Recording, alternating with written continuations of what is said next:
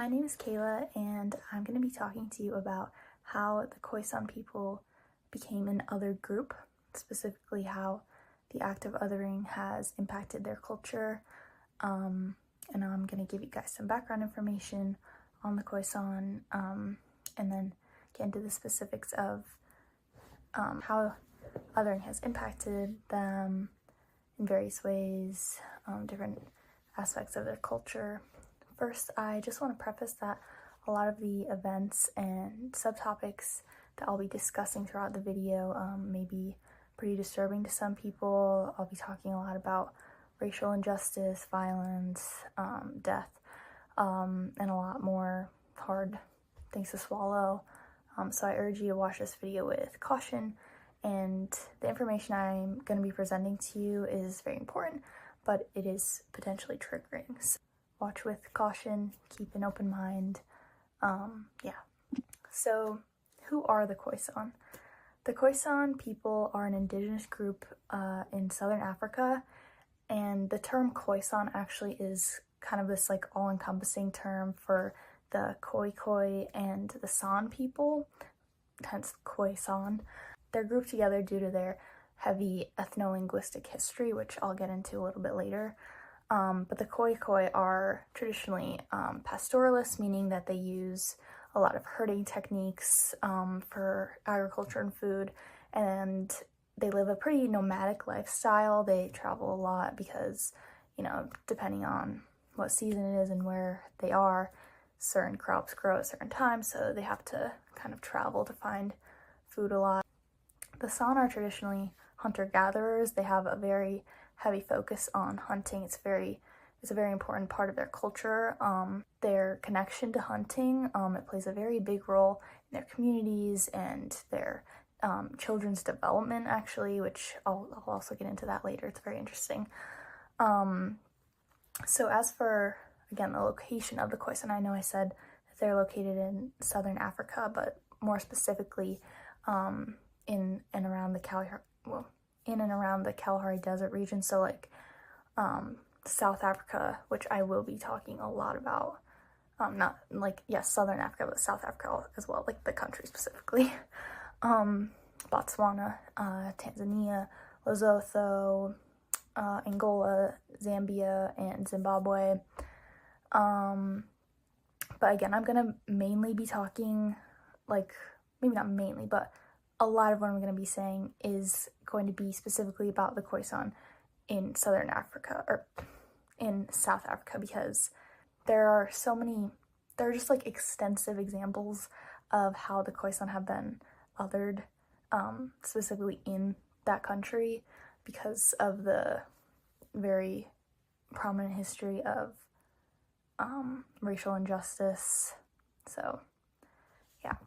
So a little more background on the origin of the Khoisan. They've been around for basically as long as humans have been in Africa. They predate the Bantu migrations and early European colonialism, although that did end up affecting them later on, but they have been in Africa and been a prominent group there for ages. So this has given them thousands of years to grow and cultivate their culture, and that's kind of one of the main reasons why I wanted to focus on them, is because their history is so extensive and long, and there's so much to learn about them, there's so much to know about them, but it's all been at least attempted to be teared down and destroyed and just decimated by or through colonialism and other things like that, and that's pretty heartbreaking to me. So I really wanted to put an emphasis on these people's culture, because it's so beautiful and so strong, and again long. Like they've been around for so long, and it's so complex. Their history is so rich and complex, so to know that it's been diminished over time is very upsetting to me, and I believe that's very important to be informed about, which is why I'm informing you. So I know I keep saying this term othering, and I guess I should probably define that for you guys. My own personal definition of othering, because I had to do that for class. This is for my class called The Other, DLI, The Other. We have to create our own definitions. So my definition is: othering is the process in which a group of people with more power in a society marginalize another group of people through linguistic, racial, gender-based, and/or other identity-based acts of exclusion, leaving them with less social, economic, and political power, while also imposing a new identity upon the other through prejudice, observations of difference that are maintained through institutions and structures created by the group with more power. Which I know that's kind of a lot to take in, but essentially what I mean by that is there's a group this is a sociology term. If you have ever taken a sociology class or learned anything, it's a very common term. There's an in-group and there's an out-group. The out-group is excluded by the in-group, and the in-group maintains their power by excluding the out-group, basically. And they do that by, forming prejudice or sharing prejudice, I guess, and making that kind of the popular belief. Like, there's so many aspects to it. It's such a broad thing, but it is essentially like a sociological phenomenon, and also kind of a philosophical one as well. There's been a lot of like writing from popular philosophers that dives into that, like Sartre and Levinas. Just you can go out on your own if you would like to do more research on it. It's very interesting. I mean, I took a class on it, so it's very, complex and lengthy, but it's important as well to know, and it makes sense too. Like, it kind of gives an explanation for why, certain things are the way they are, like why we have all these negative stereotypes and just, things like that. So it's important to know about.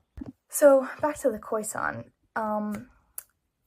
In terms of like what you'll hear me talking about in context to the Khoisan and othering will be like colonization, colonialism, and how that impacted the Khoisan's culture, and also how like racism and racial violence and the stereotypes created against them also impacted their culture. So if you're not really getting what an other is or what othering is, I can give you some examples of like othered groups of more common like examples, and I'll explain like why they're othered.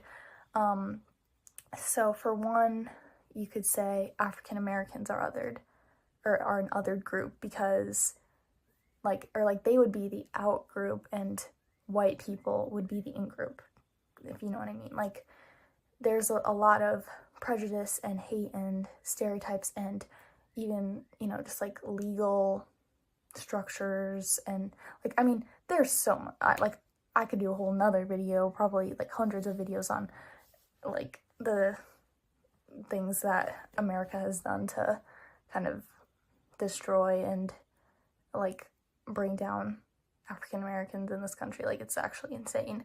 Even the government, the CIA, like everybody. Sorry, I'm going off on a tangent, but so like that would be one example. Another example could be, like, this is really broad, but women and men. Women would be the out group.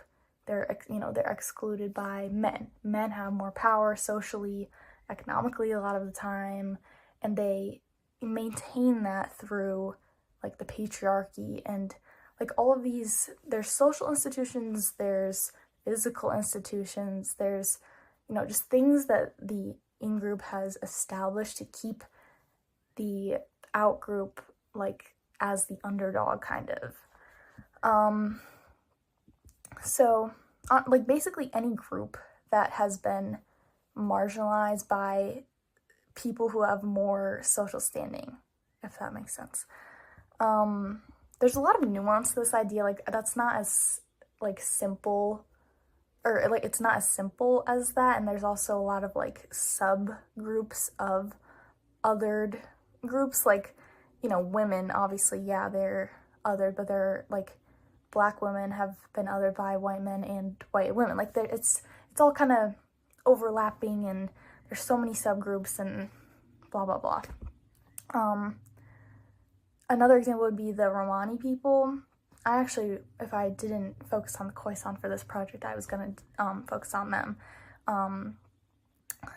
Native Americans by colonists, you know, like, basically just people who have been heavily mistreated, heavily, like, just, and a big part of this is, the in-group stripping away the out-group's culture.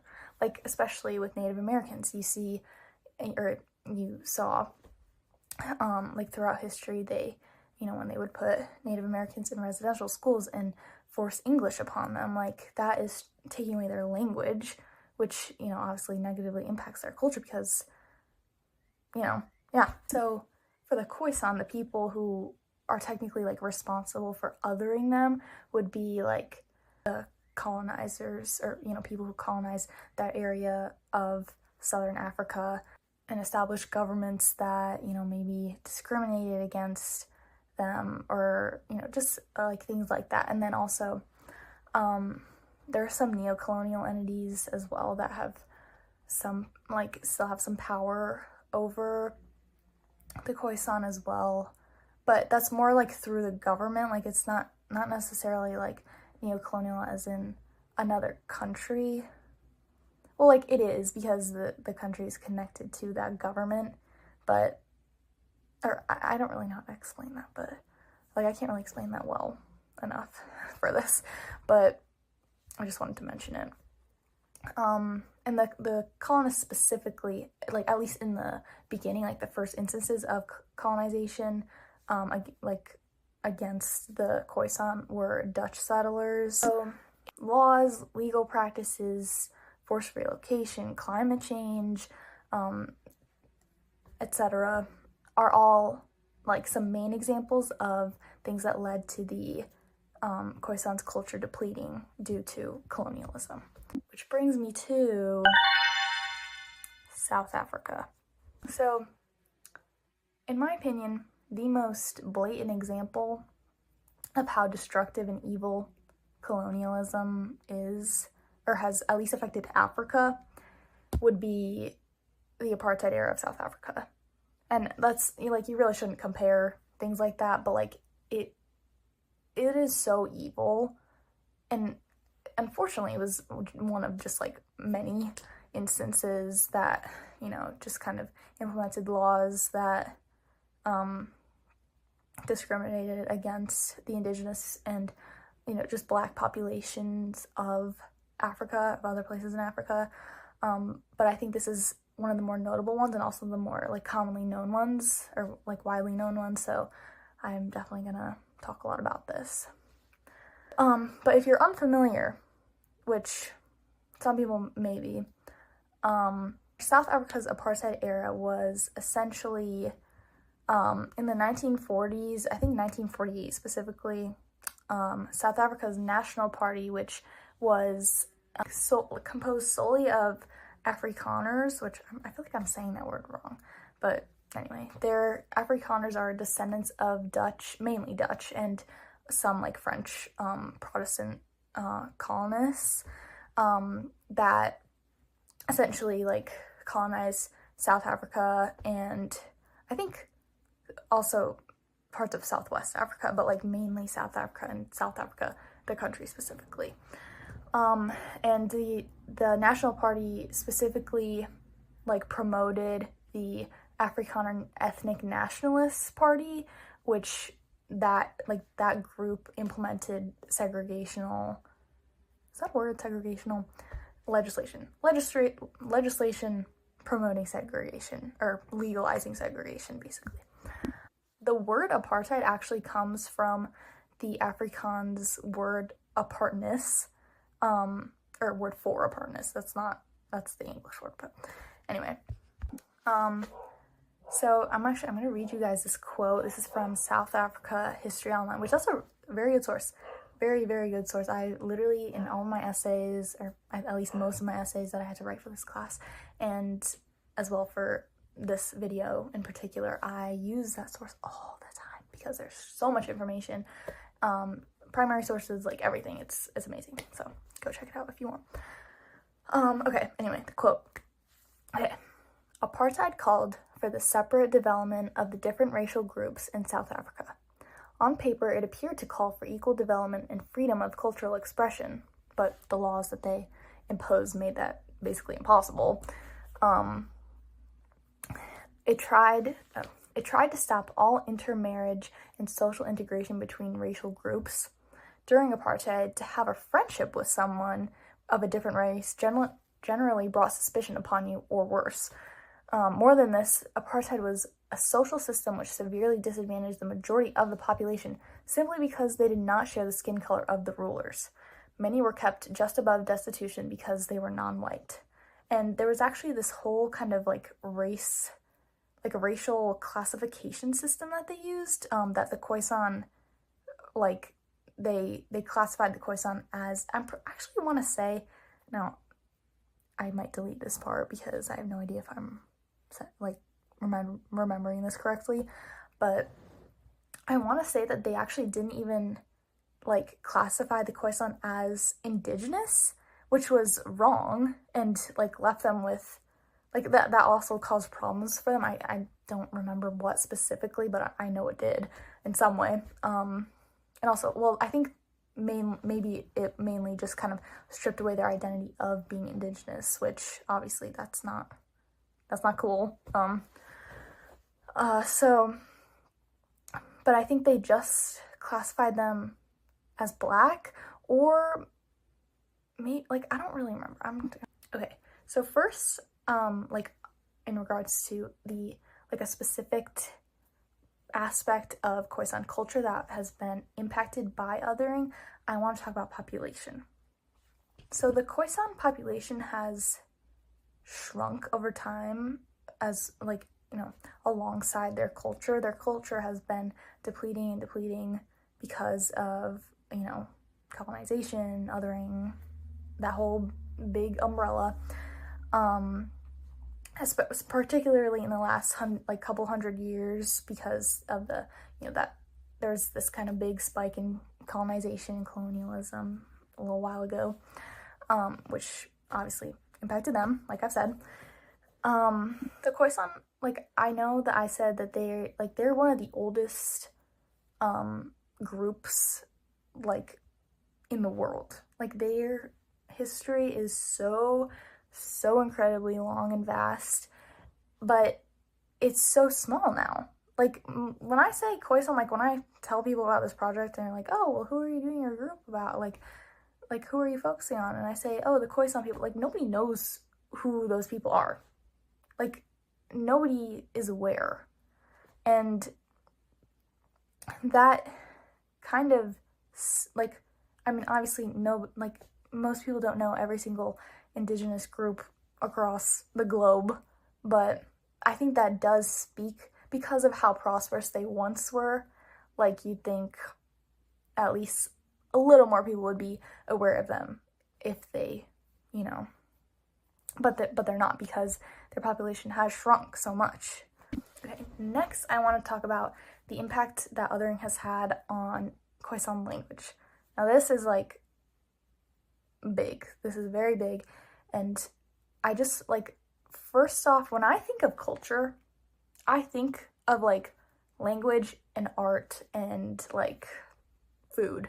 Those are, like, the three things that immediately come to mind. Obviously, there's a lot of different, you know, like, there's a lot of different aspects to culture. Like, there's so many things, but that, for me, like, language is such a prominent thing, because, like, there's dialects, there's, you know, it's not just language, there's not just one language, there's so many different, you know, like, variations of languages, and, like, language is one of the things, it's been around forever, kind of like the Khoisan, like, and they've had so much time to develop their language, and it is, oh my, it's so beautiful and, like, complex. I keep, like, saying that, but I mean, it's true. So here here's, like, a little map of the Khoisan language families. There's a lot. So like I said before, so the Khoisan languages are classified under one group, kind of like how every person who's part of the Khoi and the San are classified as Khoisan, because they're an ethno-linguist community. So like that language classification encompasses like the languages of Southern Africa that make extensive uses of clicks, other than the Bantu languages, which are generally, like, those languages are thought to have borrowed clicks from the Khoisan because they were around first, you know. But the main, like, linguistic feature, or like the most popular, or I guess maybe like most widely researched linguistic feature of the Khoisan is their use of click consonants. So yeah! Okay, I'm gonna react to, wait, where did the video go? Where'd it go? Okay, I'm gonna react to some Khoisan people saying, I forget if they're saying their names or like things in their language, but I'm gonna react to it. So my name is Kawe. My name is Khoisan. I'm from Itemba Youth Choir. Small insect, it was crossing the road, you know, slowly. Now, even though there are actually many tables. Whoops. I have this whole playlist on YouTube of like sources. Yeah. That just like, I feel like that to me, like, that's so interesting to me, like, how different, like, obviously I speak English. It's just so fascinating to me how different certain languages can be, and like how they've developed, like, whoa. So again, the reason why all of the Khoisan languages are grouped together is because of the Khoisan's ethno-linguistic status. Khoisan communities are all related both genetically as well as linguistically, so like by blood and by speaking, basically.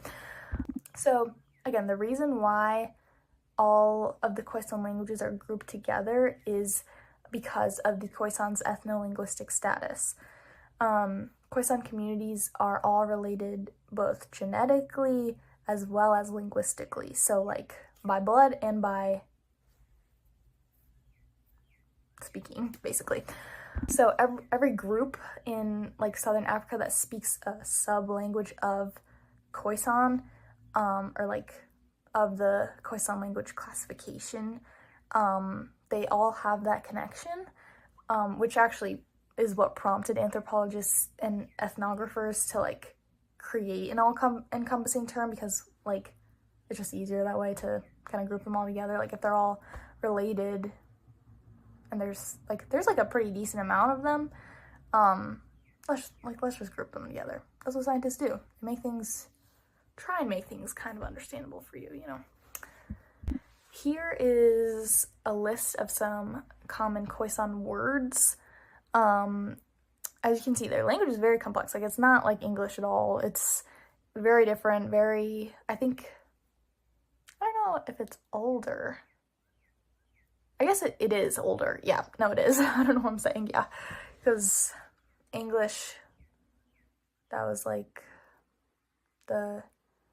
when the Normans and the Germanic tribe, the Anglos, and that was in like the 1400, I don't know. Anyway, and the Khoisan came about like 150,000 years ago. D-A-M-N. Whoa. Okay. Change of clothes. Different day. Just wanted to say something so I didn't freak you out with my blue. Okay, but anyway, I'm going to talk a little bit more about language, and how colonization and, well, othering, because, you know, ties into colonization, basically how that impacted Khoisan language. So because the colonists, like the people who were colonizing the areas that the Khoisan resided in, mainly spoke English or Afrikaans or, you know, some like variant of that, just very like Anglo white Eurocentric languages that white people spoke, basically. Yeah. A lot of those languages basically ended up pushing out the Khoisan languages in a lot of ways, because the government that was run by, or the country's governments were now run by people who spoke those languages instead of Khoisan languages. And obviously the Khoisan did not have as much, you know, power or political power, and they didn't really get a say in, you know, what languages were being implemented and where, and how that was going to affect them. So that implementation has greatly like lessened the popularity, and then also just like the knowledge of like Khoisan languages. Like people don't necessarily know what they are and like how they sound, what, you know, where they came from, because you don't hear them, because the Khoisan have been, you know, the population has decreased. Language, you know, obviously that comes along with population being decreased. Their language also starts to die. And then because, you know, when one group comes in, specifically like a colonial group, colonial entity, when they come in and implement a new language, the only way to kind of survive and not be exiled by that group is to assimilate yourself into that culture. So, and you know, to communicate with them, to trade with them, to create relationships with them, you have to be able to communicate with them, and they're not gonna try and learn your language. Obviously, they don't want to learn your language. So the Khoisan people have ended up partially having to learn English and Afrikaans and stuff like that. But I do want to say, because they've been so, you know, mistreated and unrecognized, that has become a challenge, because, or like, it's become a challenge for them to even learn those languages, because they don't get the resources to do so, which, vicious cycle, just awful. But that is one of the reasons why, or one of the like ways that they've been othered, is because they've been denied certain privileges to even try and assimilate into the colonial culture, which that kind of is almost like, I would even go as far as to say it's almost genocidal in a way, because like you're basically not even giving them a chance to like try and, which, not that they should have to assimilate into your culture, that's not necessarily the point, but that is important.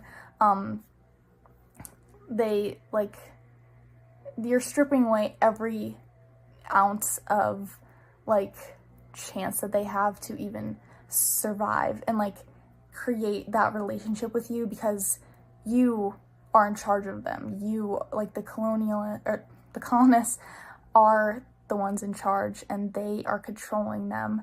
And so to not give them any sort of, you know, tools necessary for them to be able to survive amongst them, you're basically killing them. Like you're not giving them anything that they need, anything that they are going to now need to survive because of the things that you've implemented.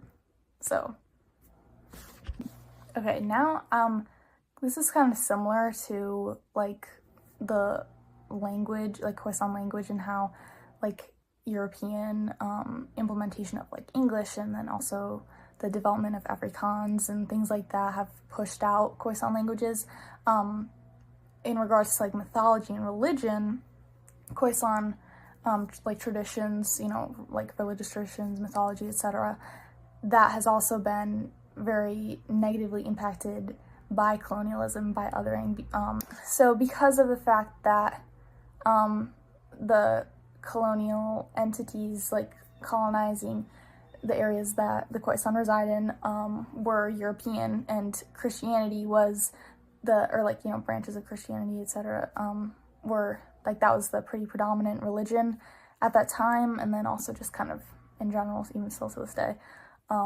there has been and was a very strong, like, Christian influence on Khoisan mythology and religion. I don't know if you guys, like, have ever seen those or not even videos, just if you've ever heard about, like, Christian missionaries or even, like, Mormon missionaries, where they go to, like, underdeveloped countries or just, like, parts of the world, where they do not practice Christianity, and then, you know, what a missionary's job is, they kind of go to this place, they teach these people about God and, you know, Jesus, whatever, you know, just teach them about their religion. And they basically are like oftentimes they'll kind of do, like, service work while they're there, like, amongst teaching them about their religion. So, like, they'll kind of, and it's all kind of a guise, like, it's kind of disguised as something really beneficial, and, like, oh, we're, like, going to these third world countries and rebuilding these people's homes, and, like, you know, teaching them the ways of, like, of Christianity, and, like, helping them find God and things like that. And they, you know, again, they do it kind of amongst, like, community work, so it looks really positive on the outside. However, in reality, like, oh, actually, that reminds me of a quote from, I forget, I think it was, oh God, what was his name? I'll find him, but it was basically like, if you want, like, our country to thrive, you don't need to send us food aid. You need to give us, like, tractors and plows so we can grow our own food. That's, like, a really, really simple, like, watered down version of what whoever said that, like, was, but and that just kind of, like, popped in my head, because what these missionaries are doing is, like, they're not helping these people because, like, these people absolutely need, like, they are not their saviors. They are actually, like, honestly, kind of putting them in need of more help, because they're making them reliant on them for help. That's kind of the point of, like, that other quote. It's like, when a country becomes reliant, and, like, its necessities that its people needs come from, like, another, and, like, group, another country, another government, that country becomes completely reliant on their relationship with that country. And they can kind of, that's honestly kind of how neocolonialism works, and, like, that's, like, a part of it, is they make them dependent on them for certain resources, instead of, like, giving them the tools that they need to get those resources for themselves, you know? That also reminds me of this one quote. God, I'm gonna try and find it, and I'll give you, like, a watered down version, because I don't have it, like, memorized in my head, but there was this quote I saw one time, and it was, like, it was about Native Americans, and they were, like, oh my God, wait, actually, I need to go find it because I can't. Okay, here's the quote, I found it. It goes like this. An Inuit hunter asked the local missionary priest, "If I did not know about God and sin, would I go to hell?" "No," the priest said, "not if you did not know." "Then why," asked the Inuit earnestly, "did you tell me?" Very powerful, in my opinion.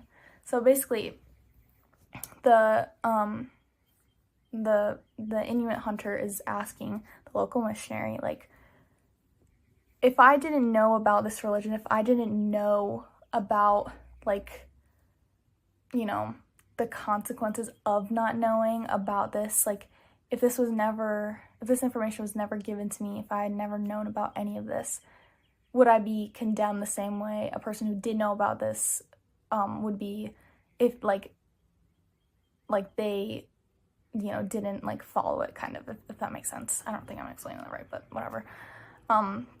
And the priest is like, no, I mean, not if you didn't know. Like, if you didn't know, you're innocent, because there's no way of knowing, like, those rules and about this if you had no way of you knowing that. That's why I told you, like I'm teaching you about this, so now you know. And the hunter is like, well, why did you tell me? Because now I'm basically constrained to these rules and this belief now that I didn't know about before, that I would have been innocent had I not known about it. And like, now you're basically forcing me to follow this path of, right and wrong, and like subjecting me to this, like, this system of beliefs that I didn't necessarily need to know to, go to heaven or live happily in like an afterlife or something like that.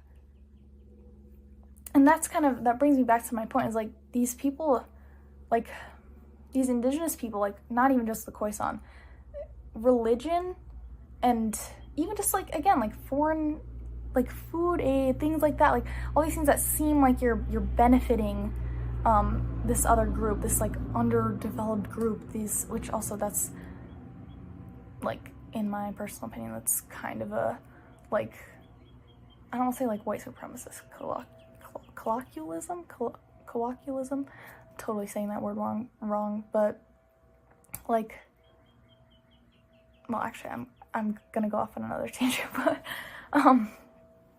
like, that's not what they need.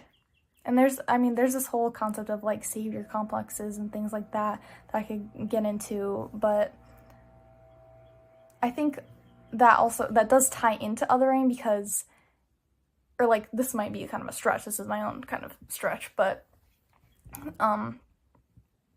the way that you can tie that into othering is by, like, through kind of thinking that you have to impose like religion and things like that onto these like underprivileged groups, kind of sort of almost makes like the other group be seen as some like inferior, if that makes sense.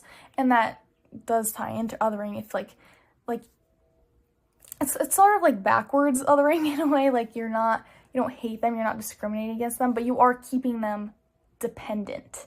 Like, you are keeping them below you, and like you're sort of just reinforcing like the power dynamic, I guess. That's what my point is. Like, you're reinforcing the power that you have and like the lesser power that they have, and you're trying to like make them recognize that by teaching them these things and giving them these things. And yeah, like, they're not actually helping.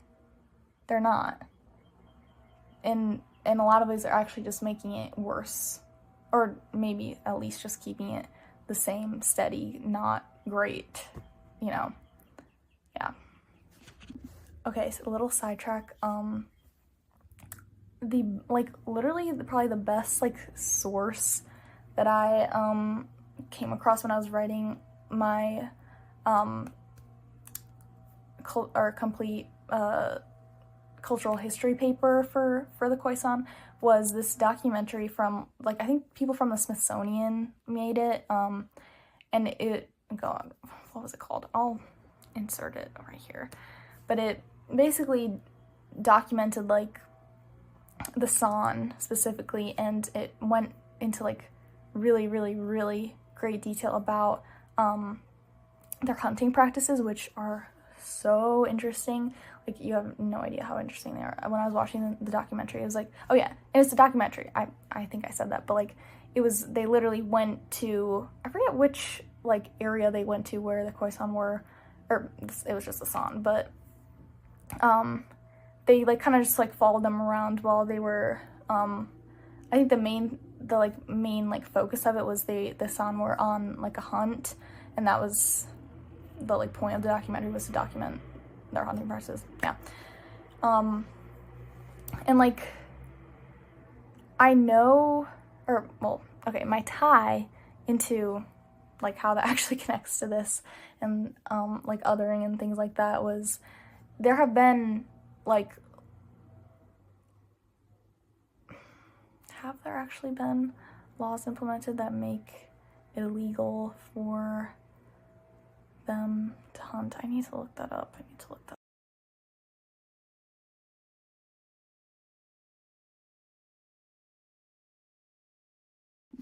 Okay, I don't know if this is the right term for this, but like I want to use the term gentrification. Like there has been development, right? Like in African countries, again, like specifically I'm talking about like Southern Africa, but like there's always been with indigenous communities everywhere when another society kind of starts using like, or they start like progressing more towards like cities and just like bigger kind of like residential areas and like businesses, when they start like incorporating that into the fabric of their society, and they, you know, introduce all those, they like currency and you know, houses and just like buildings, establishment, like companies, stuff like that, like capitalism, etc., etc., etc. Like once, like specifically like a colonial society, when they start, or well, actually not even a colonial society, when just the like the non-indigenous people of an area start like making that the norm, that does end up pushing out and like sometimes destroying a lot of indigenous land, and then also like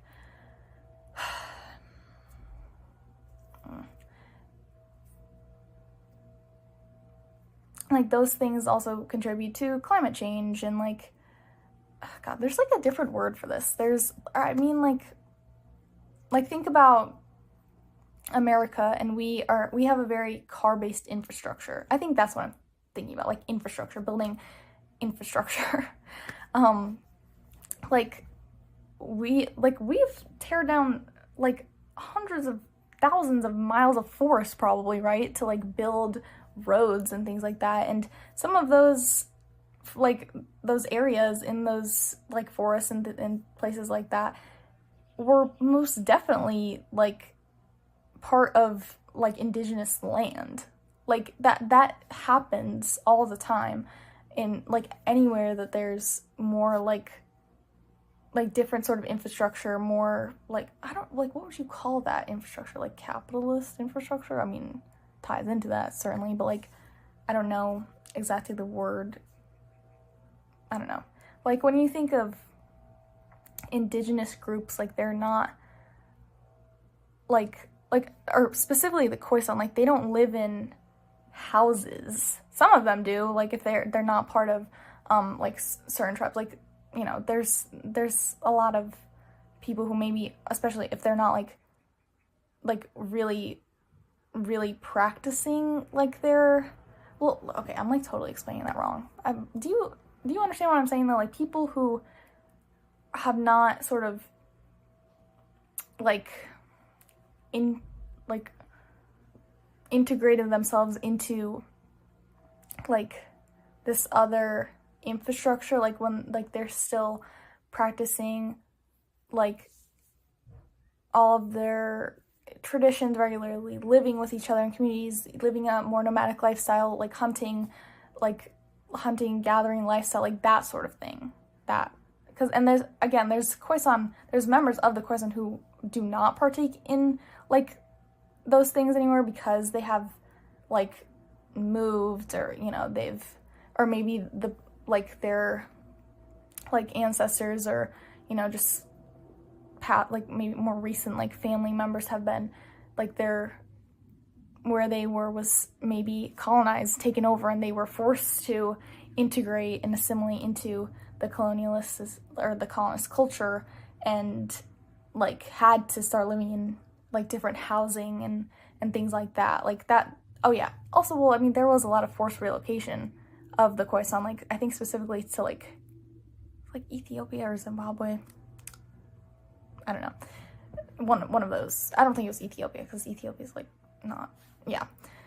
Anyway, but you, I mean, well, you see that you've seen that also in like residential schools in like North America, like that was a thing, and even the, what's it called? What are those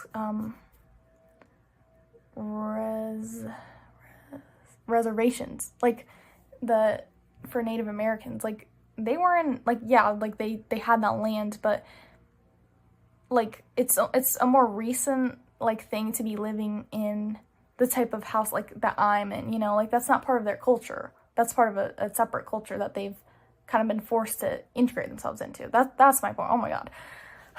But now I kind of forget my other point. I remember.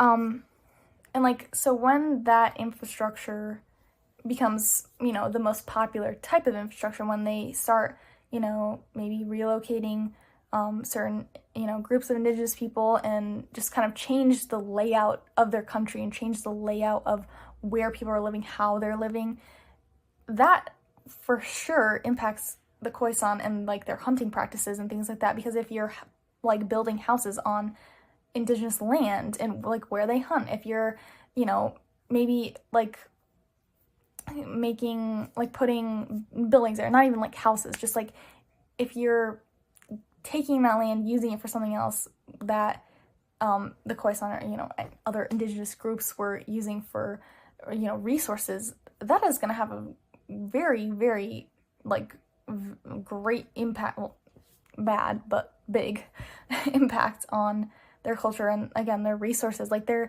if you're taking, you know, like specifically like food and like shelter, like those are like, that's the bare minimum of what a human needs to survive. So if you're, you know, not like letting them have those things, you're taking those away, you like basically destroying those areas. I mean, hello, like obviously that's not gonna be good. Okay, I'm gonna talk about Khoisan revivalism now, which this is like a more positive part of the video. Still like sad that it has to be this way, but like it's a little more uplifting, I guess. Yeah. So that's kind of like the term specifically in South Africa. Like there's like this movement that the Khoisan or many people who are Khoisan, like that they're a part of, and it's Khoisan revivalism, which is basically reviving their culture and fighting for recognition from like the government, specifically of like South Africa and other countries in Southern Africa. Again, specifically South Africa, Botswana, Namibia, and Angola. Like those countries specifically, there have been a lot of land disputes and like legal conflict for like a fight for indigenous acknowledgement over the years, specifically like, again, regarding the land, which I was talking about before. You know, when you take away indigenous land, they're left with less resources, so obviously they're gonna try and fight back for those resources because they need them.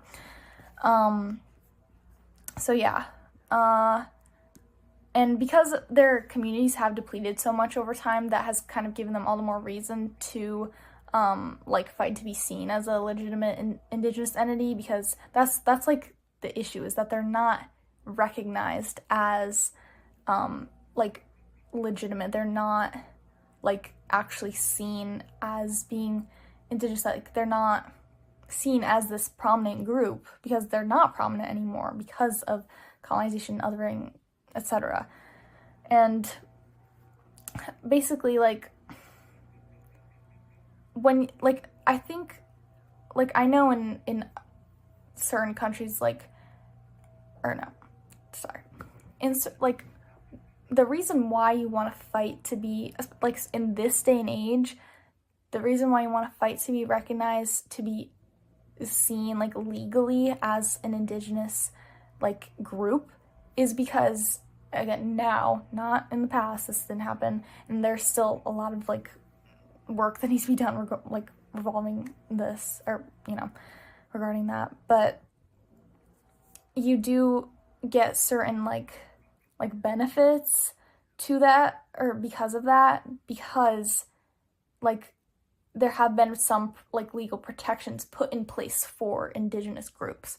So obviously, you know, the Khoisan are fighting to be recognized so that they can be protected. That's basically why. Like the government will, if the government sees you, they'll let you be. They'll try and give you what you need, kind of, hopefully. And they will, you know, protect you legally, basically.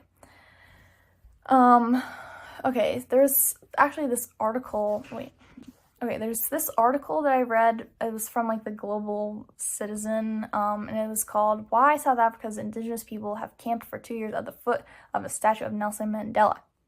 Why have they? Well, if you didn't know, Nelson Mandela was actually Khoisan. Like, he wasn't like super like practicing like not like stereotypical Khoisan, like living nomadic lifestyle, hunting, gathering out like in the Kalahari Desert, you know, not like that. But he was like biologically, he was Khoisan. And so he was like a pretty big advocate for the Khoisan, especially, you know, during this time of apartheid, because the apartheid, obviously, as we've discussed, greatly impacted the Khoisan and the recognition and all of that. So he was kind of a pretty big figure in like trying to like fight for them. So he, or yeah, basically it just describes like recent-ish, the article described like recent-ish, I think it was 2018 to 2020, the protests occurred. I don't know if they're still happening, but it was just regarding like constitutional recognition of the Khoisan. So yeah. Okay, here is an image of the South African Freedom Charter. So this charter was written in June of 1955. Yeah, 1955. And it basically was like written to urge the South African government to give all residents, no matter what race, what, you know, ethnicity, whoever you were, just it didn't matter what you looked like, what your race was, they urged the government to give everybody in South Africa the same amount of care and the same amount of acknowledgement. And the Khoisan were like a part of the people who were part of the charter, because obviously, again, as we discussed, South Africa not too great when it came to recognition of the Khoisan. So this is like kind of a sidetrack, but I want to talk about language death. So I take a linguistics class, which I feel like I don't know if I mentioned that yet in the video, but one thing that we learned about is this phenomenon called language death. And language death doesn't actually happen unless a language stops evolving. And the way a language stops evolving is if nobody is speaking it. And if, like, the way that nobody would be speaking language is if they are all forced to learn another language, and, you know, they just stop like needing to speak that other language, or if all those people who are speaking that end up dying and not being able to pass on that language. And then I'm sure there's there's more nuance to that, but still. So the Khoisan languages are so old, but they are so close to dying, and which is really scary and it's really upsetting because, again, they're so old, they're so rich, vast, like, it's really, really heartbreaking to hear that, like, the amount of time spent, like garnering, like, all these rules and grammatical, you know, features and things like that have just, I don't want to say gone to waste, but, like, but it could be stopped. That's what I'm trying to say, is, like, these, like, the factors as to why the language is depleting so much and why it's so close to literally becoming extinct. Like, it's not natural. It's because of colonialism and othering and just all these pretty evil factors. So yeah. And yeah, so because the Khoisan lack resources, numbers, and, you know, basically really just most, like, socioeconomic and like sociolinguistic features that would help their languages thrive. Like the languages are continuing to die out because, again, they don't have the resources, they don't have as strong as of a like community, they don't even have like strong educational systems because like because they're not recognized by the government, they don't get, you know, funding, they don't get like, there's just all these factors, like all this huge cycle that goes into like how badly like colonialism has impacted their language and just basically every part of their culture, and like it's so